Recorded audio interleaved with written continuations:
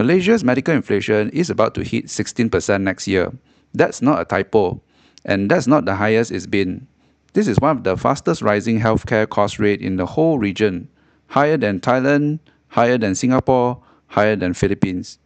If you have a medical card, if you are relying on company coverage, or if you have never really thought about hospital costs at all, this number affects you either way, and almost nobody actually explaining what it means in real terms. Here's what that number means in practice.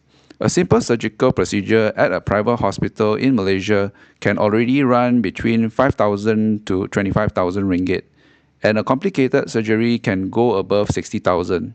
ICU stays run between 1,500 to 3,500 ringgit per day. And that's before you factor in a 16% jump, which means the annual cap on your medical card that felt comfortable a few years ago, say 100,000 ringgit, might now only just cover one major surgery plus a week in ICU, with nothing left over for anything else that year. So why is it climbing this fast? A few things are stacking on top of each other. Hospitals are investing heavily in newer medical technology and robot-assisted procedures, which cost more to deliver. Post-pandemic, there's been a genuine surge in people seeking treatment for respiratory and heart condition, putting more pressure on private facilities. And because a large share of medical equipment and specialized medication is imported, any movement in the exchange rate feeds directly into what hospital charges. None of these are one-off spike. They are structural, which is exactly why this trend has held for several years running, not just this year.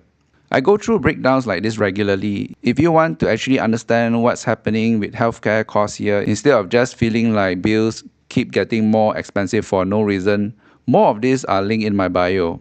Here's the part that catches people off guard. Having a medical card doesn't mean you are immune to it. Most plans do have some form of annual limit. And if medical inflation keeps climbing at this pace, a limit that was generous a few years ago can quietly become inadequate without anyone telling you. On top of that, plans with co-payment structure, where you are responsible for 5 to 10% of the bill, means your personal share of cost rises right along with the hospital's prices, even if your policy hasn't changed at all. To put real numbers on it, a stroke admission average about 40,000 ringgit. A bypass surgery can run 70,000 to 80,000 ringgit privately, compared to roughly 4,000 in a public hospital. Same condition. Wildly different costs depending on where you're treated and how prepared your coverage is for that gap. These aren't rare, unusual cases. These are common, everyday admission happening across the country right now. If there's one thing worth doing after watching this, is pulling up your existing medical card and actually checking three things. What's your annual limit? Is there a lifetime cap? Or has that been removed on newer plans?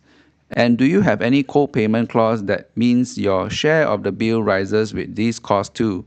Most people have never actually looked at these three numbers on their own policy. If you want a clear read on whether your current coverage is actually keeping up with this, more breakdowns like this ones are linked in my bio.